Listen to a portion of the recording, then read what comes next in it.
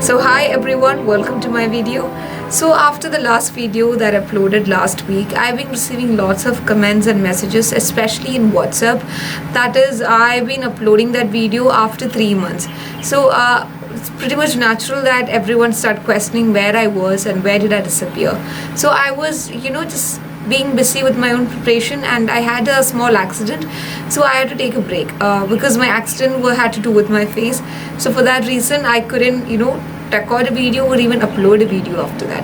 And yes, I was also busy with my own preparation. That's why I couldn't be more consistent in making videos and editing it and uploading it.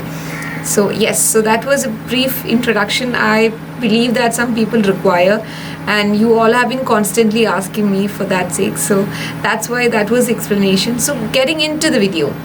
So if this is the first time that you're watching a video from my YouTube channel, please don't forget to subscribe and click on the link button. So yes, coming back to the topic, it's about cyclones, monsoons, retreating monsoons, and lots of rainfall. So you must have noticed in the past few months, we've been receiving lots of rainfalls, especially the Arabian seaside, that is the Western Ghats and all. So why is that? Especially the South India and the Mumbai Western Ghats. So why we are receiving all of a sudden so much of rainfall and this leading to flood? And we even have a science minister commenting about that. So is it a series of concern, or is it something that we have to mitigate? Does this comes under the disaster management, or does this comes under our geography GS paper 1? So yes, we're going to know all that here in detail. But before get into that, I think it's pretty much important for us to know the relevance of this topic. So this comes under, yes, your GS paper 1, which is geography, that is your physical geography, and also it comes under GS paper 3, which is your environment and ecology, and also GS paper 3, which is your disaster management. So first we should see what is the science minister's response on the cyclones. He says that even though we have lots of rainfalls, and more importantly the cyclones have increased drastically, it hasn't been in effect. Especially here in the Arabian Sea, it has not measurably increased the threat to India's western coast. That is, as most of these cyclones were making a landfall in Oman and Yemen. But this is only in comparison. That is, we do have cyclones hit here in our Western Ghats, but it's not that intense. And the analysis of past state of cyclones over North Indian Ocean, that is the Bay of Bengal or Arabian Sea, during the period from 1891 to 2021 also indicates that the frequency of very severe cyclone storms have increased in the last few years over the Arabian Sea. However, the eastern coast of India has remained far more vulnerable to extremely severe cyclones than the western coast. But there was nevertheless no significant trend in the frequency of extremely cyclonic storms. So we have to also consider the fact that on an average, which is 60 to 80% of the cyclones being produced in the northern Indian Ocean, comprising of Bay of Bengal and Arabian Sea, made landfall causing loss of life and property. And the low-lying coastal belts of West Bengal, Odisha, Andhra Pradesh and Tamil Nadu and Puducherry were more prone to impact of these systems. The number of deaths due to cyclones have decreased significantly as a result of the improvement in the early warning skill of the Indian Meteorological Department. So there is also a scope for applause over here, is that even though we have an increasing trend for the cyclones and rainfall related to the events, the death related to cyclones are drastically less. And I think we should say that the Indian Meteorological Department really deserve a great series of applause from everyone. Now, when you're looking into the West Indian Ocean and even the East Indian Ocean, after a series of analysis and comparative understanding, we could say that the western side have relatively lesser severe cyclones in comparison to the eastern coast. Between 1891 and 2000, almost 50 tropical cyclones impacted the west coast, of which more than 20 were severe cyclone storms. In contrast, about 300 cyclones impacted the east coast of country from Bay of Bengal, including more than 100 severe cyclonic storms. So cyclone as a phenomenon occurs in pre-monsoon season, that is before the June-July onset comes. So that is when we have cyclones here in India. But however, in the past few decades, the average number of storms to occur over the Arabian Sea and the time of the year when they do have both demonstrated a changing trend. In 2018, while the Bay of Bengal maintained its average 4 cyclones a year, Arabian Sea gave rise to 3 instead of 1. A year later, in 2019, the Arabian Sea saw 5 cyclones. So when you're comparing it in overall terms, we have 32% rise in terms of number of cyclones here from 2014, and these changing trends are very much in consistence with the increase of temperature here in Indian Ocean.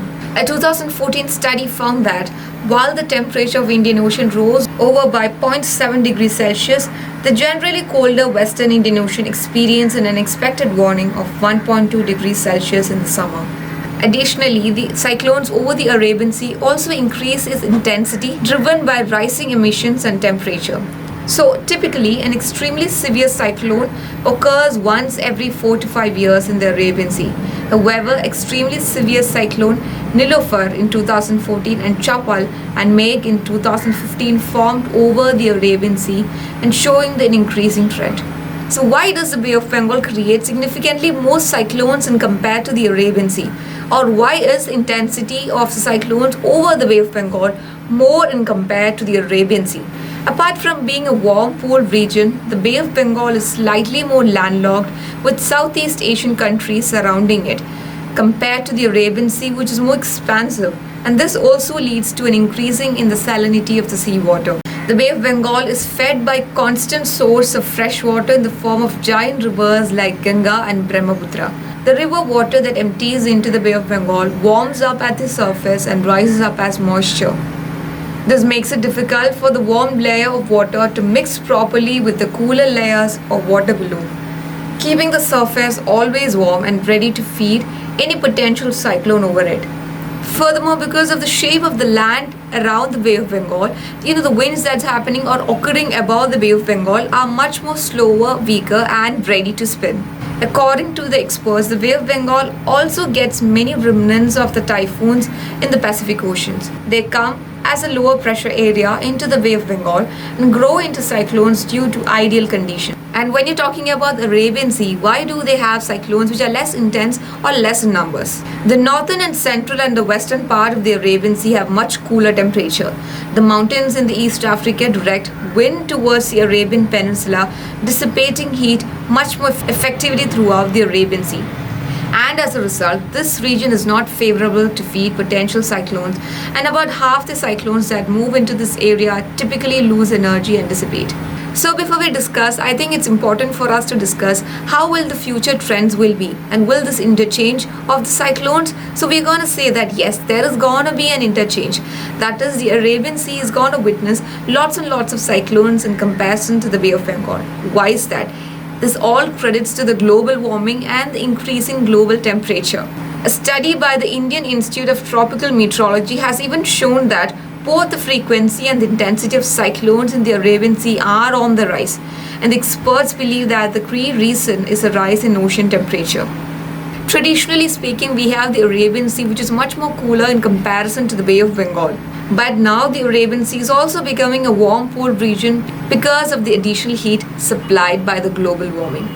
So that's it for today's video, and I really hope that I was able to cover at least the most important aspects which comes under cyclone and how far that affects the climatic conditions of our mainland and even to a larger extent to the globally.